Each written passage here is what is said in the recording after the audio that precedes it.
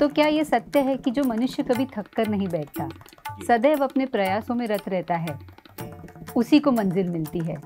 1963 में मजरू साहब को फिल्मों में उनके योगदान के लिए फिल्मों का सबसे बड़ा पुरस्कार दादा साहब फाल्के अवार्ड दिया गया। न साथी हो न कारवां हो, लेकिन हमें तो मंजिल की तरफ बढ़ना ही होता है। नमस्कार, स्वागत है आप सभी का विश्व शांति दर्शन के मंच पर, जिसकी अवधारणा का श्रेय जाता है विश्वधर्मी प्रोफेसर डॉक्टर विश्वनाथ दास कराट जी को। प्रस्तुत है गीतों के बोल बड़े अनमोल, और चर्चा हो रही है हिंदी सिनेमा के उन गीतों की जिनमें अध्यात्म छिपा है। सच्चाई तो यह है कि किसी भी गीत के जन्म का श्रेय 4 लोगों को दिया जाता है। पहला वो कलाकार जिस पर गीत फिल्माया गया हो, दूसरा गायक या गायिका जिसने अपने मधुर कंठ से गीत को आवाज दी हो, फिर आती है बारी संगीतकार की जिसने उस गीत को संगीतबद्ध किया, और अंत में हम भूले से याद कर लेते हैं गीतकार को जिसने उसके गीतों के बोलों को जन्म दिया। गीतों के बोल बड़े अनमोल उसी गीतकार को हमारी ओर से उचित सम्मान देने की एक कोशिश है।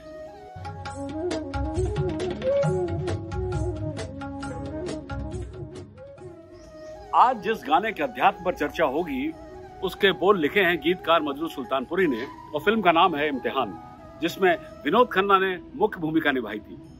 यूं तो मजरू सुल्तानपुरी की शायरी से मैं आपको पिछले कुछ एपिसोड में वाकिफ करा चुका हूं, परिचय दे चुका हूं, फिर भी मजरू पर बहुत कुछ लिखा जा सकता है और बहुत कुछ कहा जा सकता है। मजरू दरअसल हरफों यानी शब्दों के मसीहा थे, जो उनमें जान फूंक कर उन्हें कालजयी कर दिया करते थे।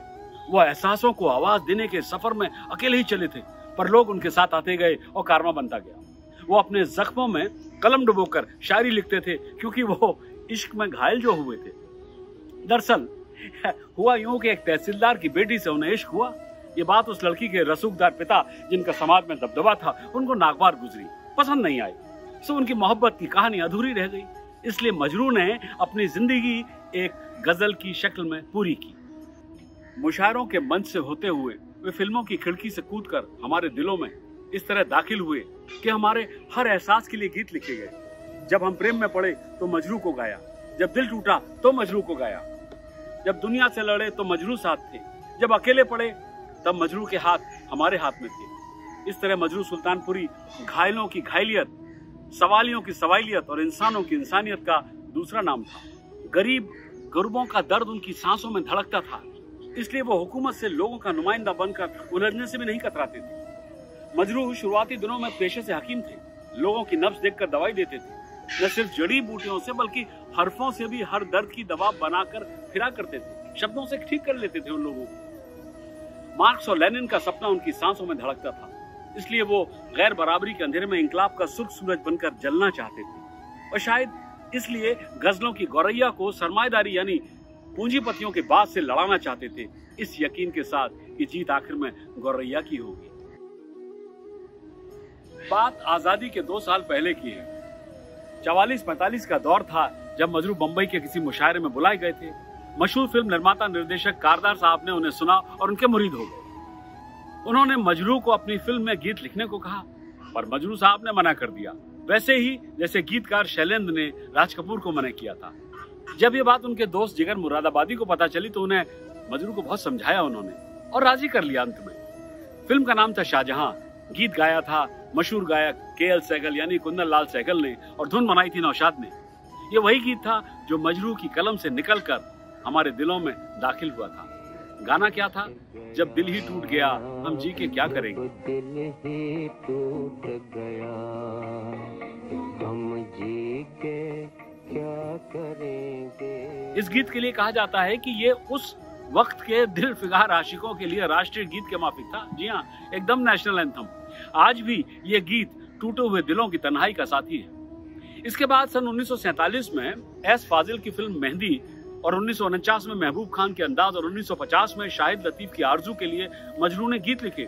फिल्म आरजू के तो सारे गाने ही सुपरहिट हुए। ऐ दिल मुझे ऐसी जगह ले चल जहाँ कोई ना हो, जाना था दिल से दूर, आंखों से दूर जाकर, कहाँ तक हम उठाएं गम, और जाओ सिधारो हे राधे के श्याम, जैसे गीत आम जनमानस की जुबान पर चढ़ गए। क्या आपने वो किस्सा सुना है जब मजरू सुल्तानपुरी की कलम से लिखे एक गीत ने उन्हें जेल की सलाखों के पीछे डाल दिया था? बताऊंगा, पर पहले चलते हैं डॉक्टर सुनील देवधर और डॉक्टर डॉली आवटी के पास, जो चर्चा कर रहे हैं आज के गीत के अध्यात्म पर। आप जुड़े हुए हैं गीतों के बोल बड़े अनमोल से।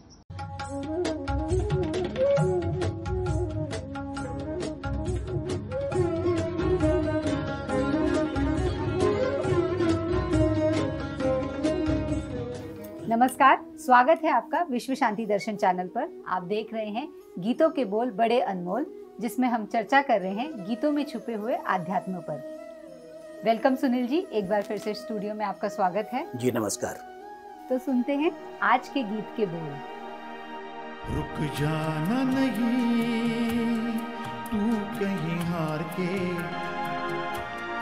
कांटों पे चल के मिलेंगे साए बाहर के।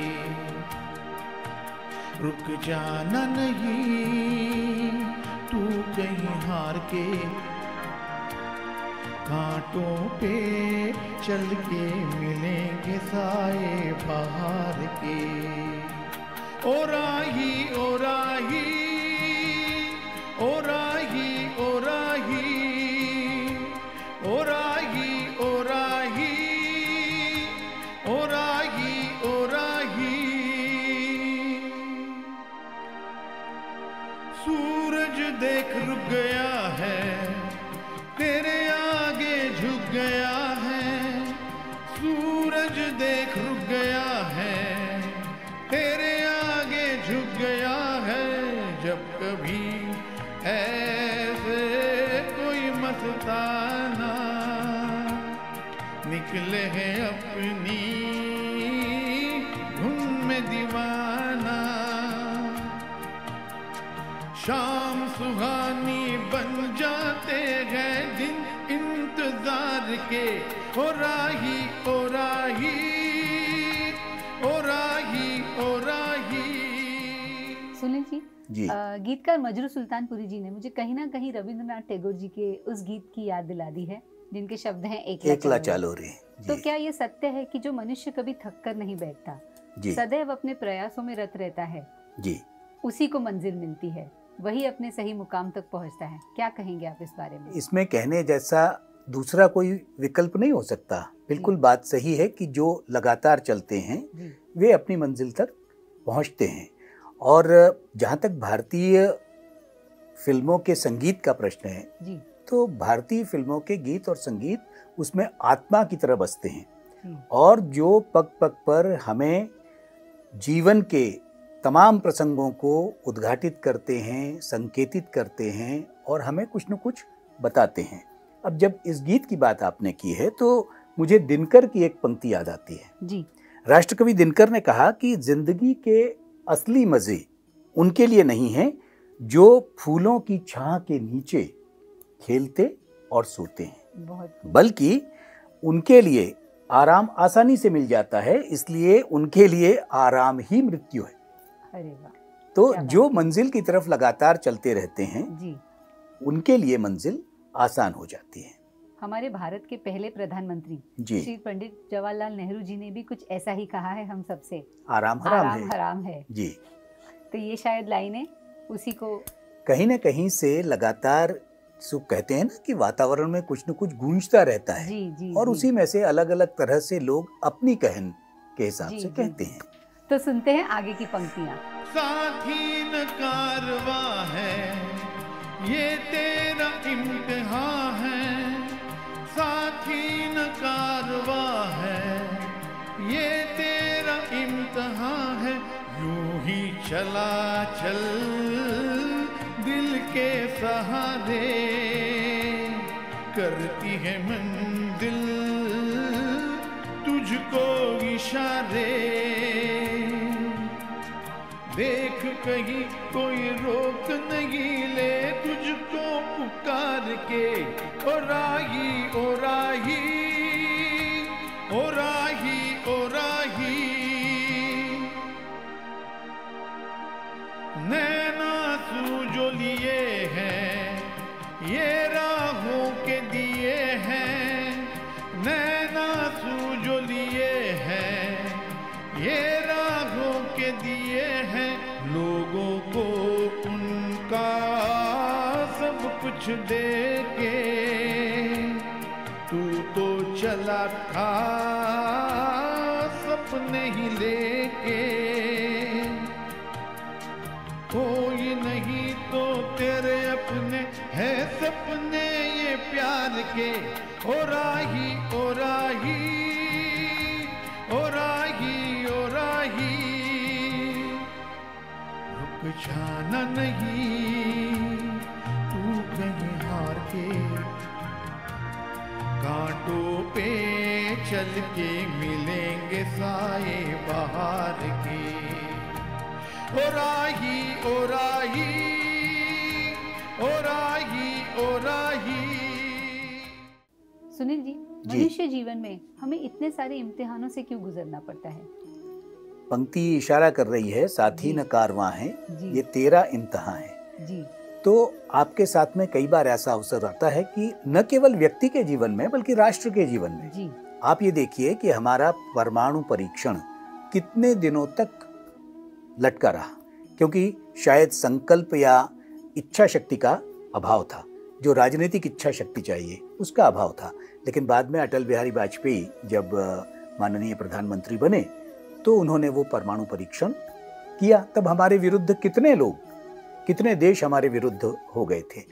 तो भले ही न साथी हो न कारवां हो, लेकिन हमें तो मंजिल की तरफ बढ़ना ही होता है और इसीलिए हमें वो हासिल भी होता है, क्योंकि मनुष्य जीवन में दो तत्व बहुत महत्वपूर्ण हैं। एक तो उसकी दृढ़ इच्छा शक्ति और उस इच्छा शक्ति को पूरा करने का संकल्प। ये दो बातें अगर हमारे साथ हैं तो साथी और कारवां सब साथ में मिलते चले जाते हैं और इम्तिहान तो देना ही देना है, चाहे वो राष्ट्र का जीवन हो और चाहे वो व्यक्ति का जीवन हो। इतनी इंटरेस्टिंग बातें करने के लिए और इतनी डीप इंसाइट्स देने के लिए आपका बहुत बहुत शुक्रिया। जी, धन्यवाद। धन्यवाद।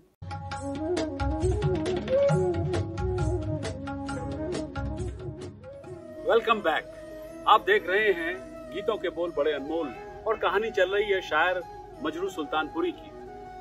अब तक फिल्म इंडस्ट्री ने मजरू की धमक महसूस कर ली थी और ये तय हो गया था कि आने वाले समय से मजरू सुल्तानपुरी सारे हिंदुस्तान को अपनी कलम की नोक पर नचाने वाले हैं। मगर इस बीच बंबई में मजदूरों की हड़ताल में मजरू सुल्तानपुरी ने एक ऐसी कविता पढ़ी कि खुद को भारत के जवान समाजवादी सपनों का कस्टोडियन कहने वाली नेहरू सरकार आग बबूला हो गई।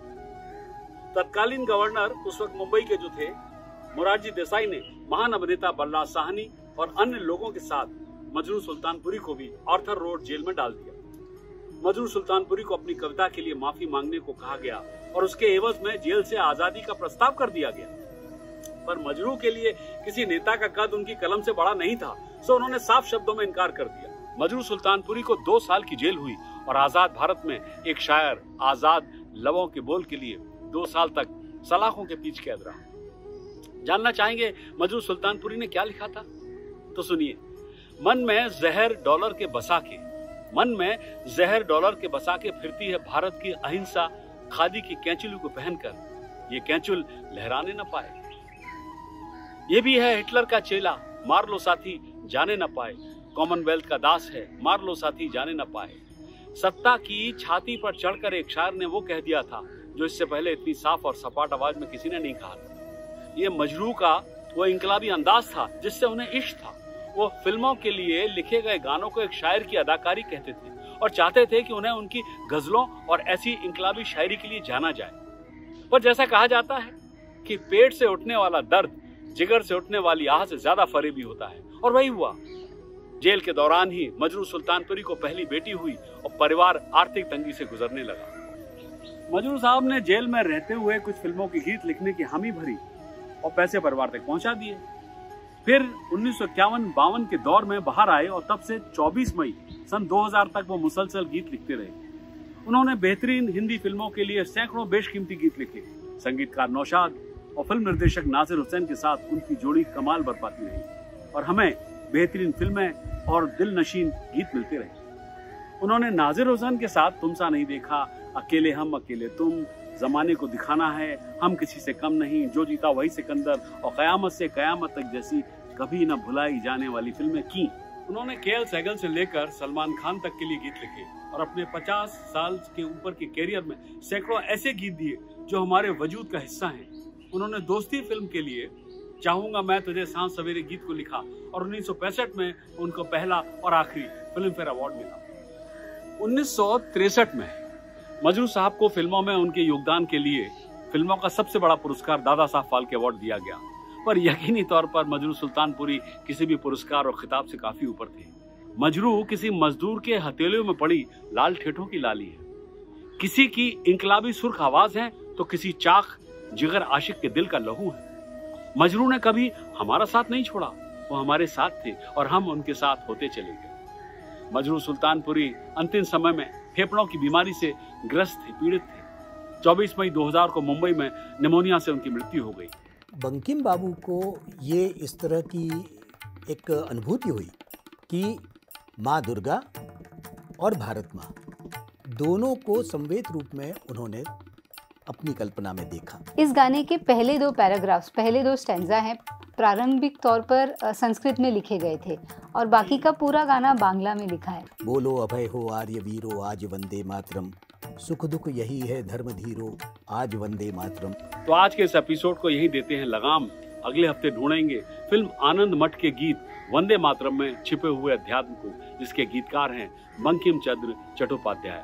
सब्सक्राइब कीजिए अगर अभी तक आपने नहीं किया है और साझा कीजिए विश्व शांति दर्शन और मेरे साथ देखते रहिए गीतों के बोल बड़े अनमोल।